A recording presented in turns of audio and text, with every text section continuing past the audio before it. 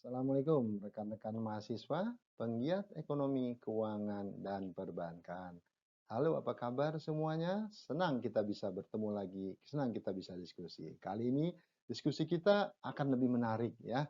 Bagaimana peranan dari salah satu perusahaan IKNB yaitu Modal Ventura untuk membantu perusahaan-perusahaan startup, perusahaan-perusahaan anak muda berbasis teknologi. Nah, sebelumnya kita juga sudah bisa melihat apa perbedaan bank, multi finance, dan terakhir ini kita akan coba bagaimana melihat perbedaan-perbedaan modal Ventura. Tapi sekali lagi perusahaan modal Ventura ini sekarang lagi naik daun ya, karena dia bisa membantu perusahaan-perusahaan startup ya, perusahaan-perusahaan yang baru tumbuh, baru berkembang zaman sekarang ini yang berbasis teknologi. Baik. Nah, pengertian modal Ventura berdasarkan POJK nomor 35 garis miring POJK titik 5 tahun 2015, modal Ventura adalah investasi dalam bentuk pembiayaan penyertaan modal ya. Jadi rekan-rekan mahasiswa harus kita bold ini ya, penyertaan modal dengan menjadikan perusahaan swasta sebagai mitra ya ataupun rekan bisnis dalam periode yang ditentukan. Nah, kemudian pengertian lanjutnya adalah biasanya modal Ventura ini akan diberikan dalam uang tunai yang dikonversi atau ditukar menggunakan sejumlah saham pada perusahaan bisnis tentunya. Jadi kalau misalnya bank memberikan uang, leasing memberikan sewa aset, kalau modal Ventura, uang tersebut dikonversi menjadi sejumlah saham. Jadi otomatis perusahaan modal Ventura akan memiliki saham dari mitra bisnisnya. Nah, modal Ventura ini termasuk investasi yang risikonya tinggi, namun dengan pengembaliannya juga tinggi, ya sesuai dengan prinsip higher risk, higher return. Semakin tinggi risiko, semakin tinggi pula return yang kita bisa dapatkan. Ya, walaupun yang keempat, walaupun perusahaan modal Ventura memiliki risiko yang tinggi, namun modal Ventura tidak menjadi persyaratan standar. Ya, jadi kalau kita memiliki fasilitas pembiayaan dari modal Ventura itu tidak dimasukkan dalam persyaratan standar ya untuk mendapatkan pinjaman dari bank. Ya, ini uniknya karena posisi dia adalah bukan di kewajiban ya, bukan di liabilities, bukan di hutang, tetapi adalah di modal. Jadi biasanya bank tidak mensyaratkan apakah perusahaan Anda memiliki pinjaman di tempat lain. Modal Ventura bukan pinjaman, bukan pula berbasis sewa, tapi berbasis equity ya, berbasis ekuitas. Nah, karakteristik lainnya ya, tadi sudah kita bahas, ini adalah masalah equity. Sudah tadi ya. Kamu yang artinya bisa berpartisipasi modal secara langsung di perusahaan mitra bisnisnya. Ya, tentunya beda dengan bank, beda dengan multi finance, tidak bisa. Ini memang khusus. Kemudian investasi biasanya jangka panjang, ya. Kenapa? Karena perusahaan modal Ventura tidak mengharapkan laba, dalam perdagangan saham jangka pendeknya, tetapi menunggu keuntungan modal, menunggu nilai perusahaan, firm valuation-nya itu akan meningkat. Nah, sebagai contoh yang paling gampang dan lagi menjadi perhatian di perbankan, bagaimana Bank Jago ya. Bank Jago posisi Agustus tahun 2022 modalnya modal yang disetor itu nilainya adalah 12 triliun ya, 12 triliun. Ya. Kemudian tapi market cap-nya, market capitalization-nya itu mencapai 300 triliun. Jadi artinya modalnya itu market cap-nya itu bernilai lebih dari 300 kali ya. 30 kali.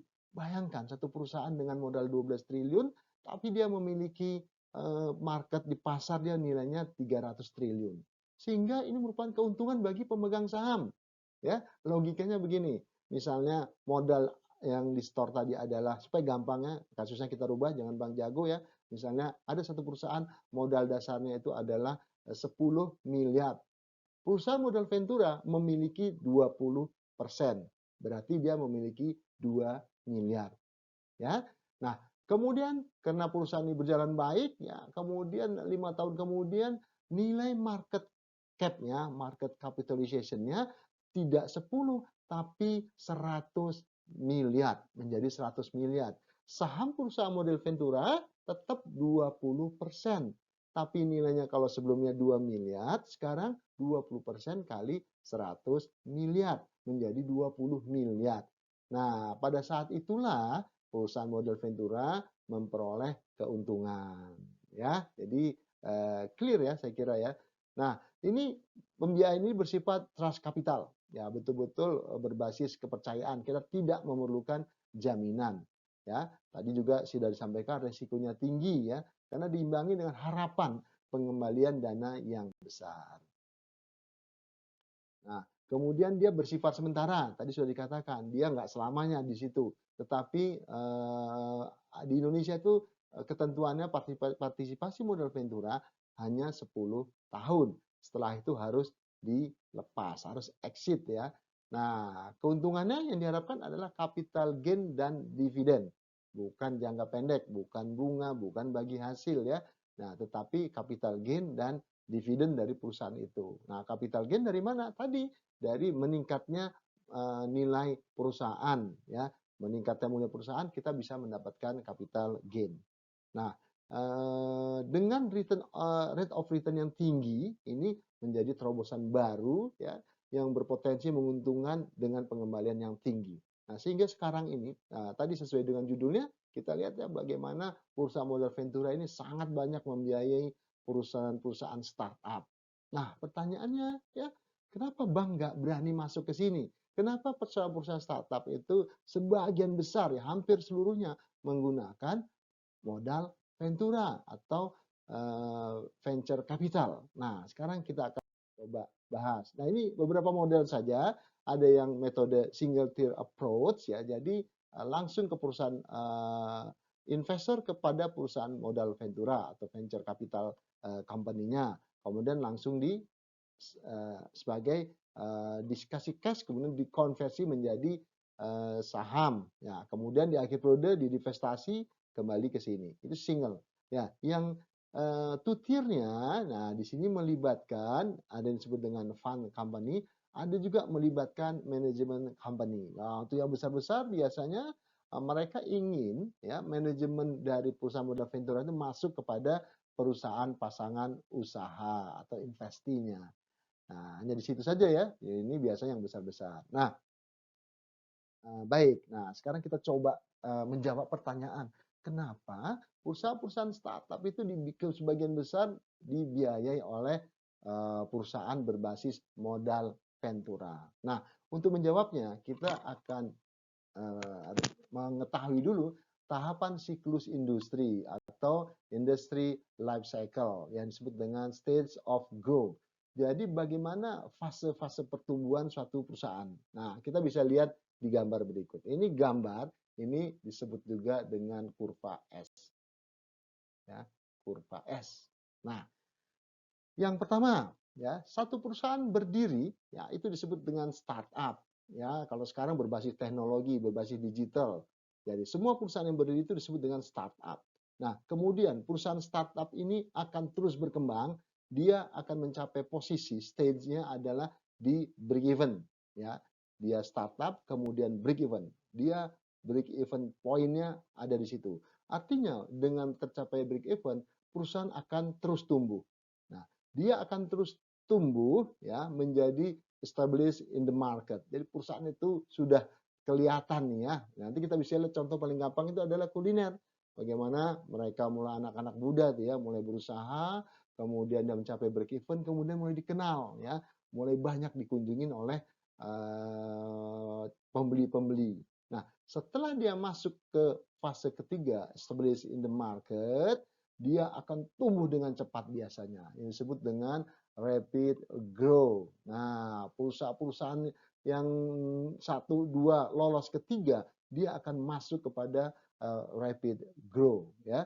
Nah, kemudian biasanya mereka memasuki satu masa yang cukup kritis di mana mereka membutuhkan supporting ya, supporting yang lebih banyak lagi. Apa kata itu supporting? Apa?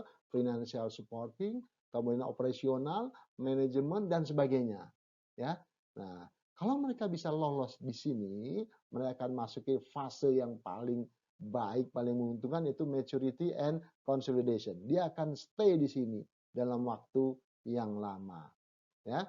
Yang keenam, nah bila perusahaan tidak bisa memaintain posisinya di maturity and consolidation, dia bisa mengalami yang disebut dengan decline ya, dengan decline. Artinya dia perusahaan itu bisa turun hingga akhirnya bahkan tidak bisa muncul lagi. Betapa banyak ya contoh-contoh misalnya Nokia.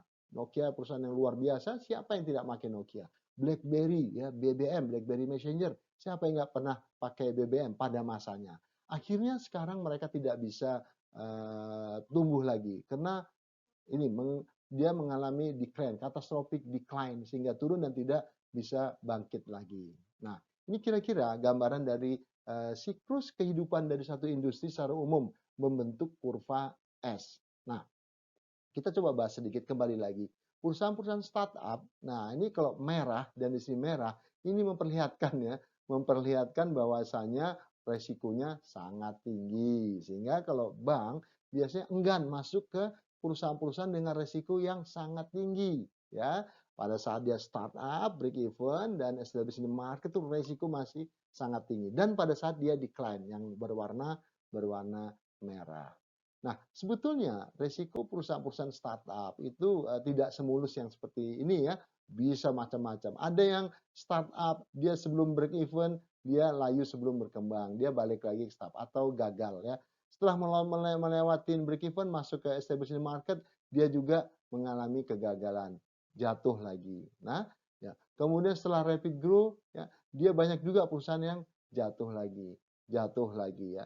Kemudian kalau lolos di sini ya, lolos di sini bisa jadi dia kalau nggak dapat support finansial, dia akan jatuh lagi, akan jatuh lagi. Nah, pada saat dia mencapai maturity, nah ini juga ya bisa jadi dia jatuh lagi kalau tidak bisa mempertahankan kompetensi apa competitive advantage-nya. Tadi saya sudah sebutkan beberapa perusahaan. Nah, kalau kita lihat ya rekan-rekan semua, masa kritis dari suatu perusahaan startup ini yang seperti ini ya di periode 1, 2, dan 3. Nah, makanya sebelum dia masuk ke periode selanjutnya, dia membutuhkan support finansial untuk tetap establish in the market, rapid grow, dan akhirnya dia bisa mature and consolidation. Nah, di sini dibutuhkan perusahaan-perusahaan sebagai sumber keuangan bagi perusahaan-perusahaan startup. Nah, kemudian akan kita lihat apa perusahaan-perusahaan keuangan yang mau masuk ke dalam perusahaan-perusahaan pada fase 1, 2, dan 3. Nah, sebelum kita masuk, kita akan lihat dulu dari aspek risiko ya, karena seluruh bisnis pasti kita harus memperhatikan business risk analysisnya. Yang ini adalah berbasis ini risiko, yang di sini stage-nya ya, stage dari perusahaan tadi. Ini grafiknya kita balik ya, supaya tidak salah dengan grafik yang tadi. Nah, kita mulai dari yang disebut dengan konsep creation. Jadi perusahaan-perusahaan masih konsep. Nah, berarti kalau grafik yang tadi ini dia di sebelum startup nih ya, sebelum startup. Kita lihat dari aspek resikonya. Aspek resikonya tinggi ya, dia adanya posisinya di sini. Jadi untuk bacanya ya, untuk perusahaan-perusahaan yang baru konsep creation ya, ini resikonya di sini. Berarti sangat tinggi. Bagaimana selanjutnya perusahaan-perusahaan yang dalam tahap pengembangan ya. Nah, risikonya sudah mulai turun. Nah, bagaimana dengan yang operation, perusahaan-perusahaan yang baru-baru tumbuh berkembang, dia risikonya lebih kecil lagi. Nah, kemudian bagaimana dengan perusahaan yang sudah mature? Ini ada satu lagi sebetulnya di sini ya. Nah, yang sudah mature dia ada di sini. Semakin turun. Ya. Kemudian ada perusahaan-perusahaan yang seperti Nokia tadi yang mengalami declining ya, declining, dia akan risiko akan naik lagi. Ya begitu seterusnya. Nah, misalnya dia gagal, dia akan semakin risikonya akan semakin tinggi. Nah, kita lihat dari gambar ini, teman-teman, rekan-rekan mahasiswa, perusahaan dengan konsep dan creation ini ataupun yang development itu dibiayai oleh siapa? Nah, pertama itu banyak dibiayai oleh, ya otomatis oleh equity sendiri ya, modal sendiri ya, atau venture capital ya, modal ventura mulai masuk di sini.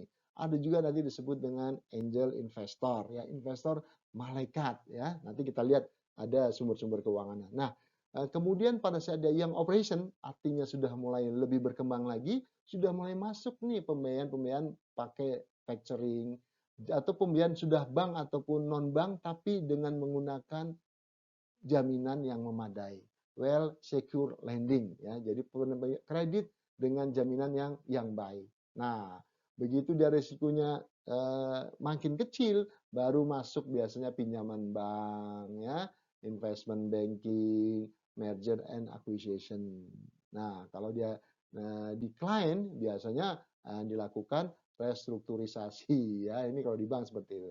Nah, grafiknya akan menjadi seperti apa? Nah, sama seperti yang tadi, grafiknya akan membentuk kurva S. Nah, jadi rekan-rekan mahasiswa, penggiat ekonomi, keuangan, dan perbankan, kita sudah melakukan satu analisis, business risk analysis ya, ini berbasis resiko dan life cycle dari suatu perusahaan. Nah, sehingga kita bisa melihat, ya, peranan modal ventura dalam pembiayaan perusahaan startup. Nah, dari grafik resiko tadi kita melihat bahwasanya di fase-fase awal itu lah peran modal ventura sangat besar.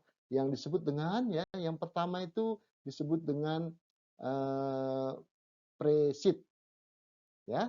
Kemudian ada, nah gambarnya seperti ini ya. Nah, ini tahap-tahap awal sekali yang disebut dengan pre-seed.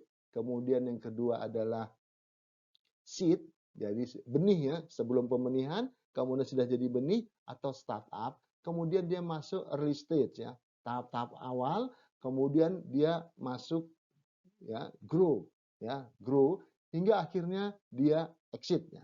Nah, jadi kalau kita lihat perusahaan-perusahaan startup itu mempunyai tujuan adalah exit ya. Nah, makanya perusahaan-perusahaan modal ventura ini dia tahu bahwasanya perusahaan startup itu akan exit ya dari permodalan dari pihak luar. Caranya bagaimana? Nah, ini ada caranya. Nah, ini keterangannya nanti mungkin bisa dibaca. Jadi memang ada pre-seed. Pre-seed itu disebut dengan pendanaan awal ya, jumlahnya kecil. Sumber utama biasanya bisa dari ini lovers investornya, keluarga, teman atau angel investor atau akselerator atau inkubasi ya. Ini tahap-tahap awal sekali masih konsep tadi. Kemudian dibutuhkan modal yang disebut dengan seed. Tahap lanjutan ya, seed itu benih ya. Pendanaan startup ya biasanya rata-rata butuhnya nih kalau di luar negeri ya 1,7 juta dolar ya. Sumber pendanaan seed dapat berasal dari micro venture capital karena skalanya masih kecil ya, perusahaan modal ventura masih masuk tapi masih pakai micro venture capital ya. Kemudian dari crowdfunding juga ada ya yang biasa untuk penggalangan dana. Nah, ini biasanya sudah mulai dia melakukan ekspansi ya, melakukan rekrutmen, produk baru, pengembangan pasar dan kebutuhan marketing lainnya. Nah, setelah masuk seed ya, dia mulai menerbitkan yang disebut dengan seri A ya. Pertumbuhan revenue sudah semakin baik nih. Nah, kemudian nanti dia ada seri B untuk peningkatan market share dan scaling ya, scale up dari perusahaannya. Ini pembiayaan semakin lama semakin besar karena memang untuk mengembangkan produk layanan ya untuk menjangkau pasar yang lebih luas dari sebelumnya. Kemudian dia mengeluarkan lagi yang seri C ya. Seri C itu pertumbuhan yang luar biasa. Dia mengalami pertumbuhan yang luar biasa sehingga berpotensi untuk merambah segmentasi pasar internasional. Nah, kalau tingkatnya sudah levelnya sudah internasional, biasanya mereka mengeluarkan seri C ya, seri C. Nah, terakhir biasanya mereka akan melakukan exit ya dengan melakukan go public IPO, initial public offering. Nah, teman-teman bisa saksikan tuh bagaimana misalnya Bukalapak ya, pertamanya dia sama pre-seed, seed, kemudian mengeluarkan seri A, seri B, seri C, kemudian IPO ya. Gojek Tokopedia juga sama ya, pre-seed, seed, seri A, seri B, seri C, IPO. Yang lain-lain juga seperti itu. Jadi, ya, sumber pendanaan perusahaan startup di awal-awal di pre-seed, seed, seri A, B, C itu biasanya menggunakan modal ventura, perusahaan-perusahaan modal ventura, sehingga sekarang banyak ya perusahaan modal ventura yang mensupport perusahaan-perusahaan startup, dan bank-bank juga, bank-bank besar mulai nih ya, Bank Mandiri membentuk perusahaan modal ventura. Ya, karena memang karakteristik dari modal ventura ini adalah dengan equity financing ya, dengan konversi saham sehingga bisa menguasai perusahaan ya, bukan memberi pembiayaan sehingga bisa menguasai saham dari perusahaan. Nah, sebagai penutup dan sebagai ulangan kita lihat nih peran multi modal ventura dalam pembiayaan perusahaan startup. Nah, jadi di pre-seed ya, pre-seed tadi itu memberikan pembiayaan awal ya, pembiayaan awal.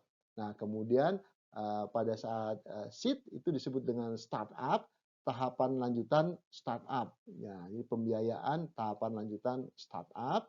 Dan yang ketiga seri A ya, pertumbuhan revenue yang signifikan ya. Kalau revenue-nya, pertumbuhan revenue sudah signifikan, dia biasanya mengeluarkan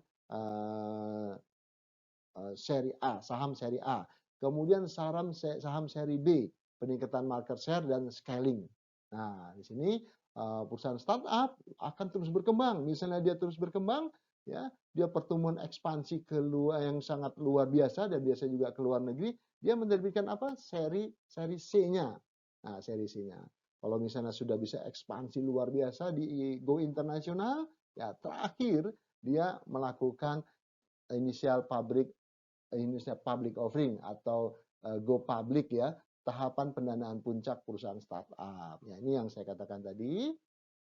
Contohnya ya perusahaan-perusahaan Bukalapak, GoTo ya, merupakan merger dari GoFood dan Tokopedia, mereka melakukan IPO atau initial public offering. Nah, jadi rekan-rekan mahasiswa Penggiat Ekonomi, Keuangan, dan Perbankan, kita bisa melihat bahwasanya peran modal ventura ini sangat besar dalam pengembangan perusahaan-perusahaan startup. Nah, kemudian peran multi finance juga sangat besar ya. Kemudian tentunya peran perbankan kita tidak bisa pungkiri memiliki peran yang sangat besar juga dalam pertumbuhan ekonomi Indonesia. Ya, senang sekali lagi senang diskusi dengan rekan-rekan semua ya.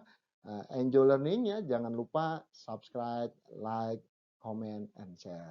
Billahi taufik wal hidayah. Assalamualaikum warahmatullahi wabarakatuh.